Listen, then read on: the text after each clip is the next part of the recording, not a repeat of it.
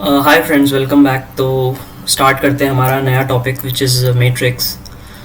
तो मैट्रिक्स से हम स्टार्ट करेंगे। सबसे पहले देखते हैं डेफिनेशन ऑफ मैट्रिक्स की व्हाट इज़ अ मैट्रिक्स। मेरा मैट्रिक्स जो है वो क्या होता है। तो मेरा जो है मैट्रिक्स जो है वो एक रेक्टेंगुलर एरे है, मतलब समथिंग लाइक दिस, जहाँ पे m मेरे रोज़ होंगे और n मेरे कॉलम्स होंगे, ठीक है।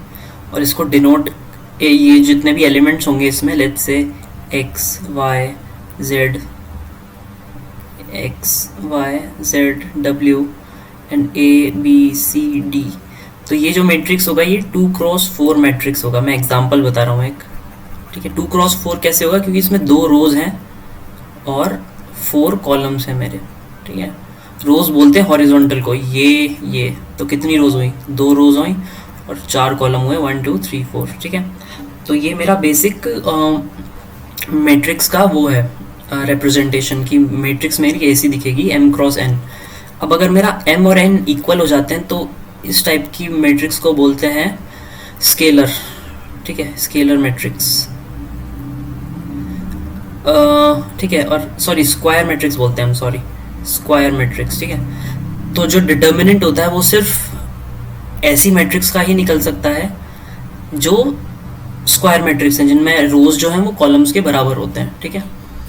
तो अभी के लिए इतना ही समझो और हम आगे देखते हैं कि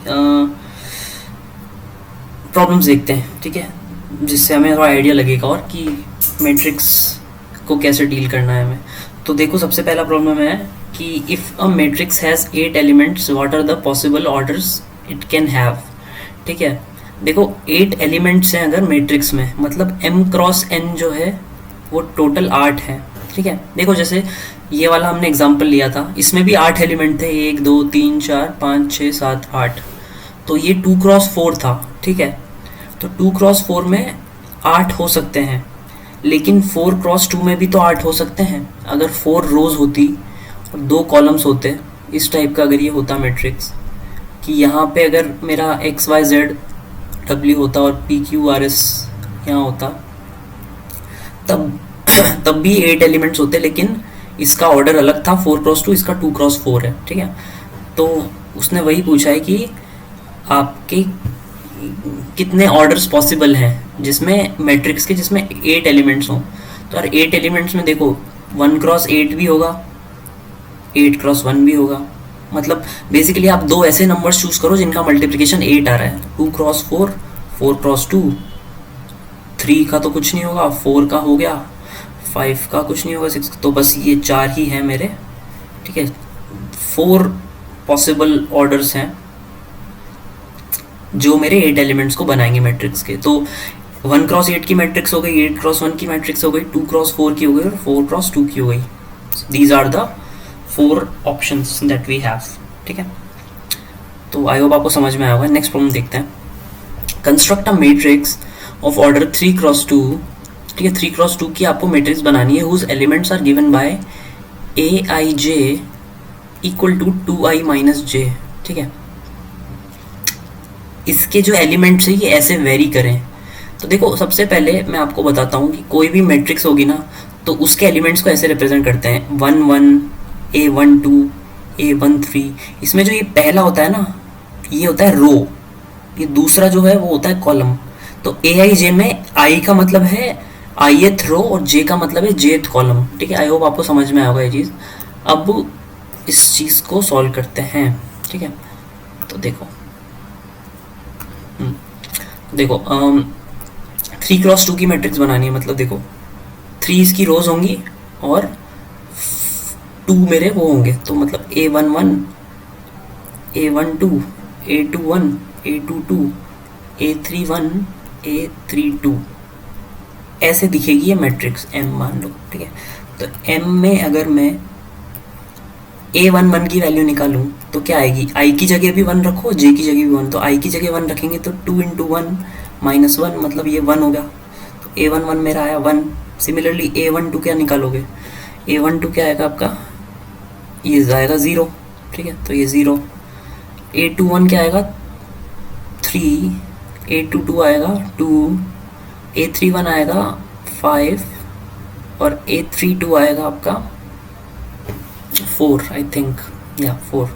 तो ये आपकी मैट्रिक्स हो गई, ठीक है, जिसके एलिमेंट्स जो हैं वो इस रिलेशन से बने हुए हैं, ठीक है। आई होप आपको समझ में आया होगा। तो ये जो एलिमेंट्स हैं ये बने हैं इस रिलेशन से जो आपको सवाल में दिया था, दिस रिलेशन, ठीक है। आई होप आपको क्लियर होगा ये भी।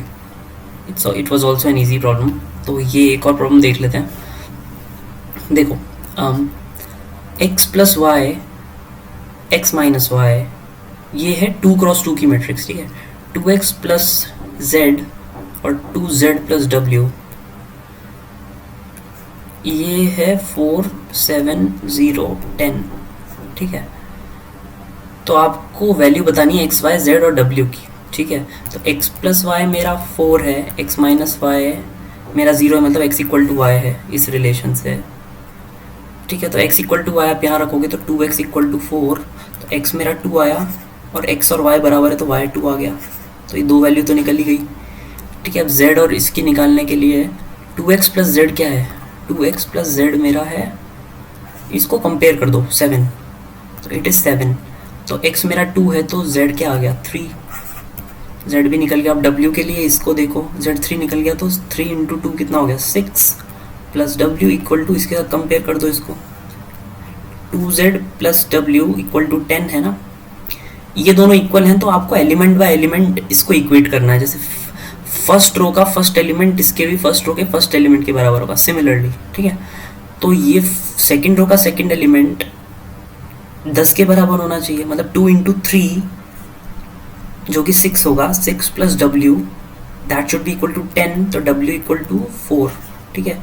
तो मेरे जो आंसर आएंगे वो आएंगे 2 2 3 4, ठीक है, respectively for X Y Z and W, ठीक है। तो just let me cross check and tell you the final answer, या 2 2 3 4 इज़ द फाइनल आंसर, ठीक है। तो ये 3 प्रॉब्लम थे, आई होप आपको समझ में आएंगे। बिल्कुल बेसिक प्रॉब्लम थे अभी मैट्रिक्स से स्टार्ट लेने के लिए। तो आगे हम और भी इस टाइप के प्रॉब्लम्स देखते हैं, ठीक है। तो इतना ही था इस पहली वीडियो में। इसमें हमने बेसिक देखा कि मैट्रिक्स का स्ट्रक्चर कैसा होता है और कुछ बेसिक प्रॉब्लम लेके थोड़ा क्लैरिटी लाने की कोशिश करी, ठीक है। Thank you very much. फिर मिलते हैं नेक्स्ट वीडियो में, आगे हम थोड़े और एडवांस टॉपिक्स देखते हैं, ठीक है। Thank you, bye bye.